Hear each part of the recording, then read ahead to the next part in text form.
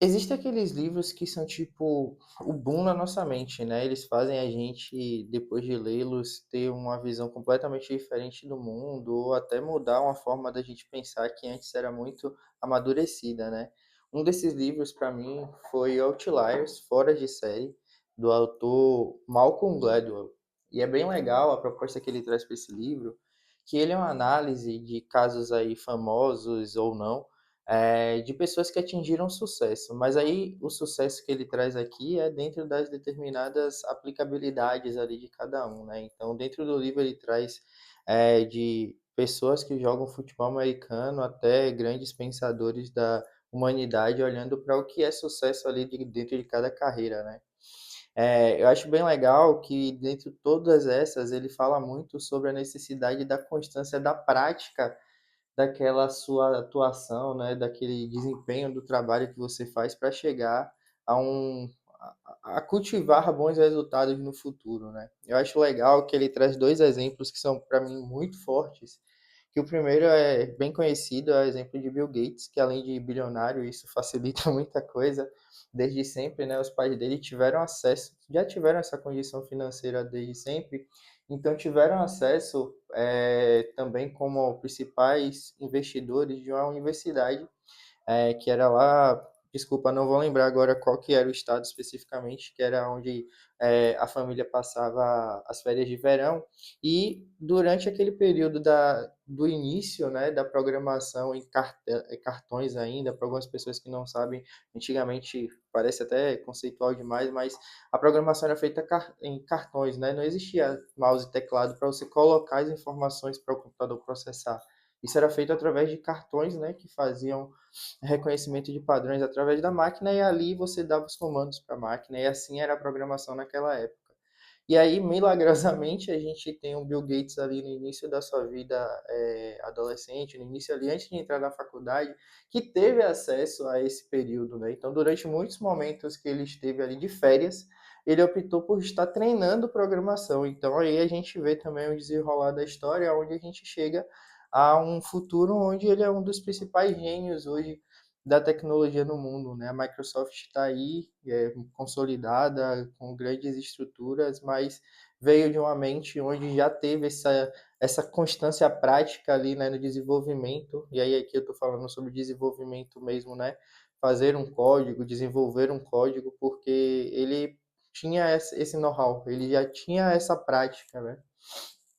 E isso traz a estrutura para uma traz estrutura para criticar e aí você consegue ser uma pessoa fora de série, basicamente porque, dentro desse contexto, né, do Bill Gates, porque você teve acesso durante muito tempo, e é importante salientar a quantidade de tempo que ele esteve em contato com aquela tecnologia, durante muito tempo você consegue ter acesso, então você sai na frente de pessoas que não conseguiram ou tiveram pouco acesso àquilo.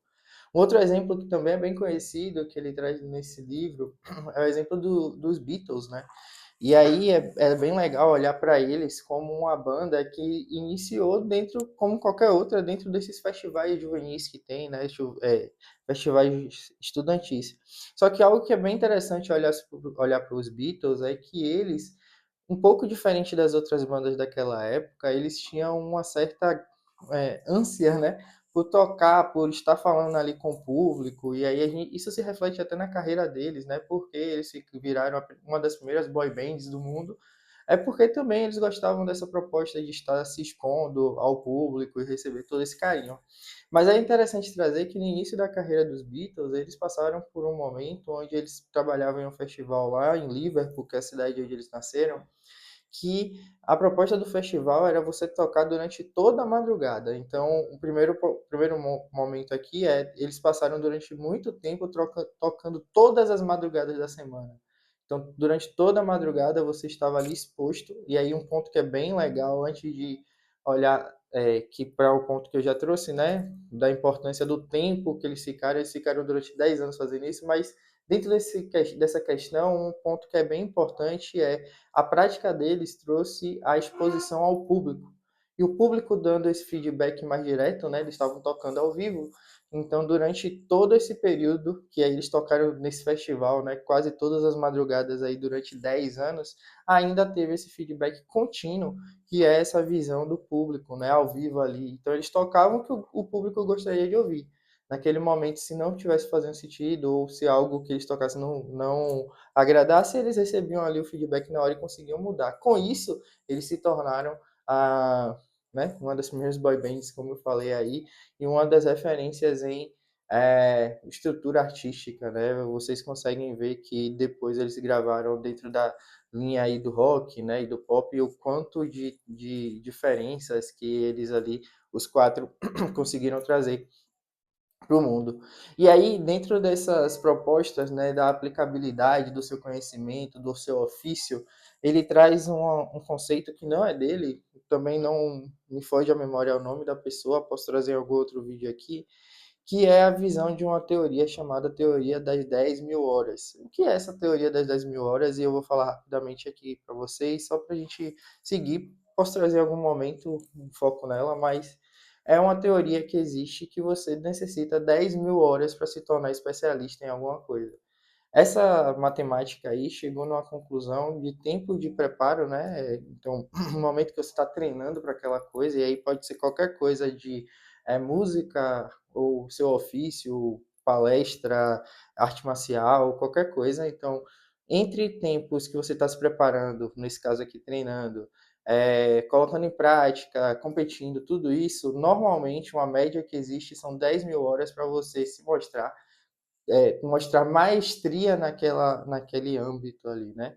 E essas 10.000 horas, quando você faz um cálculo básico aí, como eu disse, posso aprofundar melhor depois para vocês, isso torna mais ou menos 10 anos de prática naquele ofício, naquela prática, né? Na execução daquela tarefa. Que o que é que ele quer falar com a gente nessa teoria das 10.000 horas? Assim, claro, né, não existe um processo tão claro, não é regra no mundo aí, né? O mundo real não tem essa regra tão bem clara, mas se mostra uma tendência muito grande em pessoas que dominam aquela área terem de 10 a mais anos de experiência naquilo. Eu quero encerrar esse vídeo trazendo o porquê, né, de toda essa reflexão em cima dos vídeos que eu trago aqui de gestão. Eu sempre falo sobre a necessidade e que eu entendo que gestão é um acompanhamento de algo, né? Pode ser de indicadores, quando você está olhando ali para uma gestão estratégica, pode ser de pessoas, enfim, né, que não vem a ser contraditório, mas pode estar ali no mesmo ponto. Mas quando você faz gestão, existe a necessidade de uma constância. E assim como a constância em fazer gestão melhora o processo de gestão ali, te melhora como gestor. Então, o que eu queria trazer para esse vídeo é a necessidade de a gente talvez não ter a pressa em ser o melhor gestor. Talvez isso seja até uma reflexão para mim mesmo, mas não ter pressa de ser o melhor gestor, mas estar ali com a consciência de querer ser o melhor gestor. Então, é entender os feedbacks, é entender que o processo leva tempo, é entender que experiência e colocar as coisas em prática, aquelas metodologias, aqueles métodos que a gente ouve e estuda em prática também faz parte da formação. Não é apenas ler um livro, não é apenas um curso ali que vai te facilitar a trazer visões estratégicas, é tudo isso junto, mais o colocar em prática a execução. Se você gostou desse vídeo, curte, compartilha, me segue para os próximos e grande abraço.